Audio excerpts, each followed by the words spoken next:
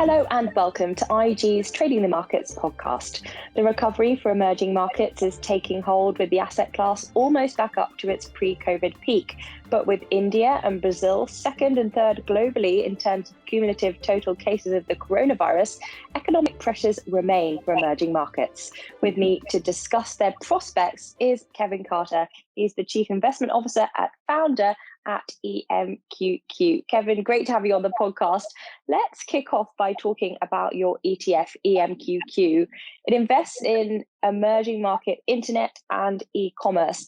Talk to us a bit about what it encompasses, some of the key stocks, and just generally about the theme. Sure, and thanks for having me. Well, EMQQ is really a mashup of three mega trends happening at the same time. First and foremost is the rise of the emerging market consumer. In emerging markets, you find 85% of the world's people. You find 90% of the world's people under the age of 30. So emerging markets are both the world today and the future of the world. And the biggest story there is that these people are moving on up. And they're the thing that's emerging as consumers, and they want stuff. They want more and better food, clothing, appliances, vacations, cars, and they want their kids to go to college. And that's really what is emerging in emerging markets. And so that's the first mega trend. But what's also happening at the same time are two other mega trends that we in the developed market take for granted.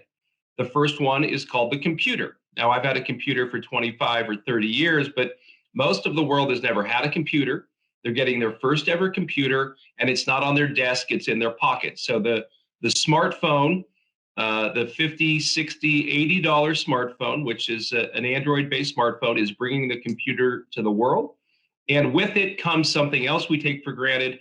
That's the internet, the third part of the story. I've had internet access here in San Francisco for 25 years, most of that via wires of some sort. Now the internet just shows up in my pocket. The rest of the world has never been wired. And so when they get that first computer in their pocket, it's also giving them their first connectivity. And those three trends combined, the EM consumer, the computer, and the internet, are creating what I think is the fastest growing sector in the world, the emerging markets internet space. And it's companies like Alibaba that are really leading the way there. Yeah, so interesting you mentioned Alibaba. I saw that that's the biggest stock in terms of percentage of market value within your ETF, and I'm sure it's been a clear winner for you lately. It's rallied by about 80% since the March lows. Tell us a bit about the fundamental story as to why you're bullish on the stock. Well, the two biggest companies, the first, as you mentioned, is Alibaba, but the second is Tencent, which is not as well known, but it's the Hong Kong listed internet giant. That's basically the Facebook of China, to put it simply. And these companies they have in front of them a lot of opportunity. And they're really not to be thought of as a similar to any US or European internet company. They really are unique in the following way. Because the consumption infrastructure in emerging markets is by definition underdeveloped, and by consumption infrastructure, I mean bank accounts with debit cards in everybody's pocket. I mean televisions on the wall with 1,000 channels. And I mean Target stores. Because those things don't exist the way they do in the developed world, it's allowing Alibaba and Tencent specifically, but also some of our other companies, to go into almost every consumer vertical. And that includes healthcare. Alibaba's got a separate publicly traded healthcare business. That includes entertainment. Tencent's music and entertainment business, a separate publicly traded company. That includes groceries. The most amazing thing I have ever seen in China is Alibaba's grocery store Hema, which is basically if you combine the Jetsons with Whole Foods Market, you'd find Hema. And finally, and most importantly, it's financial services. FinTech really is the most powerful and largest underlying sub-trend within EMQQ. Yeah, I mean, fintech's super interesting in the sense that it's the backbone as to why these other trends can ultimately grow. And there's one big story that's been in the press this week, and that's about Ant Group passing a regulatory hurdle in China as it files for its IPO. We know that this is a company that was owned by the founder of Alibaba, Jack Ma, so it all kind of ties in. I think it's 33% owned by Alibaba. I imagine this is a stock that would pique your interest as it heads to flotation, particularly as you mentioned the fintech theme itself. Well, it will be the proverbial flag in the ground for this fintech story that I've described. And as you mentioned, the company's one-third owned by Alibaba. It was wholly owned by Alibaba, but it was split off when Alibaba came to list here in the United States, and that was because of bank ownership laws in China. So it remains a third owned by Alibaba, but it's also owned by Jack Ma and several of the employees and also some outside investors. And it's a big deal. And it's a big deal on basically every measure. I'm quite confident, as we talked this morning, that it will be the largest IPO ever, eclipsing the Saudi Aramco $29 billion offering from a couple of years ago. They're targeting $35 billion, which will be half raised in Hong Kong and half in Shanghai, I believe. And the business itself is a monster. It's got 711 million monthly average users. And for most of those people, it's a daily thing. It's when they get up all the way till the time they go to bed. It's part of their lives, and it encompasses all of their financial life, which includes not just the payments, but it includes insurance, it includes credit products, it includes investment. And financially, it's booming. It in the first half of the year reported $10 billion of revenue, which was 40% year over year growth. And it's incredibly profitable. It had $3 billion of net income. And to put in perspective the size of the operation, in those 6 months, they processed $17 trillion in transactions, which is about 5.5 times the size of the British economy annually. If you can keep your head. When all about you are losing theirs. What possibilities might you see? If you can see it. The world is yours to trade and invest. See it. IG it. Okay, let's talk a little bit about the economic recovery in emerging markets. I mean, clearly the economic pressures from the pandemic remain, but the market has actually been recovering pretty nicely. I mean, within emerging markets, do you think that that disparity can remain? And what shape of economic recovery are you forecasting in EM? Well, and I haven't used this expression before myself, but I think it will be sort of a K. And going up on that K is going to be China. China is the biggest emerging market by far. It has had a lot of advantages in dealing with this, and they have controlled it unlike any other major economy in the world. And that's largely because of a smartphone-based contact tracing, which has allowed them to identify cases very quickly and isolate those that might be exposed. And so while they've had some outbreaks, they've limited those to only a few hundred cases. They've got an outbreak right now in the eastern port city of Qingdao. So I think that's a big advantage, and their economy's back. We have numbers out in the last day indicating that the growth rate is back to about 5%, and so that's good. That's the biggest exposure we have, and the Chinese consumption story is back on track.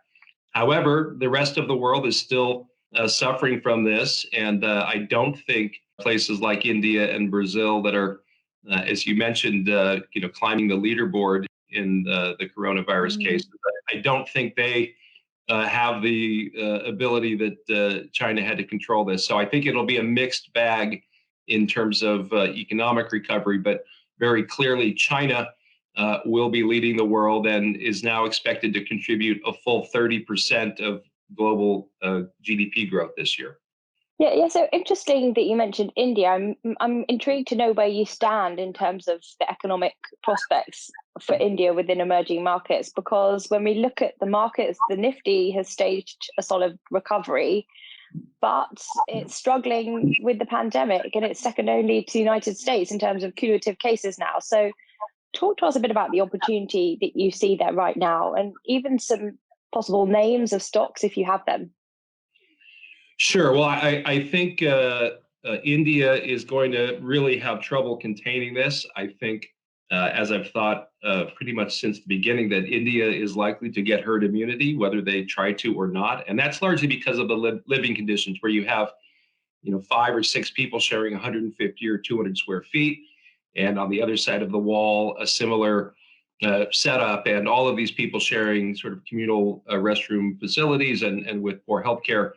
I think India is likely to suffer its people.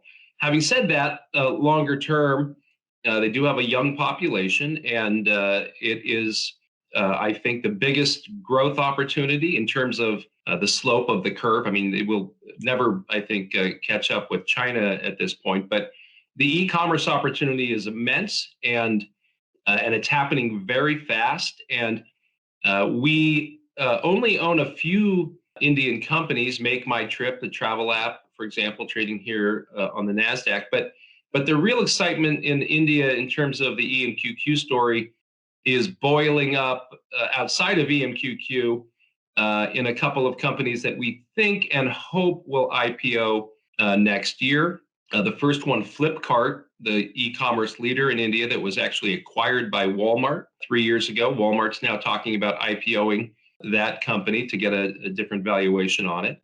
And I think the most exciting story in our world, the EMQQ world right now, is what's happening with Reliance Industries and its Jio subsidiary, Jio Digital, which is the digital and e-commerce part of Reliance. And very finally, let's talk about the US dollar, because we know that typically there's this sort of inverse correlation between what we see with the US dollar and the performance of emerging markets.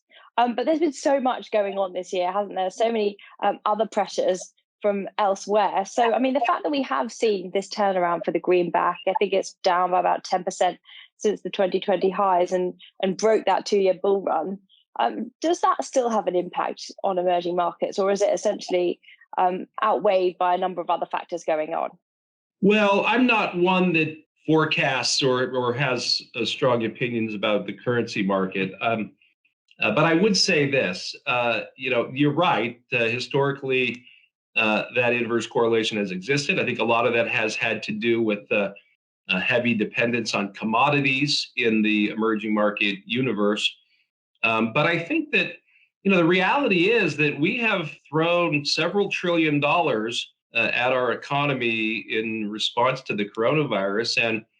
And as I sort of say somewhat flippantly, it's not clear to me that EMQQ has gone up to 50 some dollars, or if dollars have lost a large part of their value. So I think that there's no doubt that the response to this in terms of stimulus has to play out in the value of the dollar and perhaps ultimately in inflation. All right, that's all we have time for in today's episode of IG's Trading the Markets podcast. Thank you so much to my guest. That was Kevin Carter. He is the Chief Investment Officer and founder at EMQQ. I'm Victoria Scholar, and if you enjoyed today's episode, don't forget to subscribe.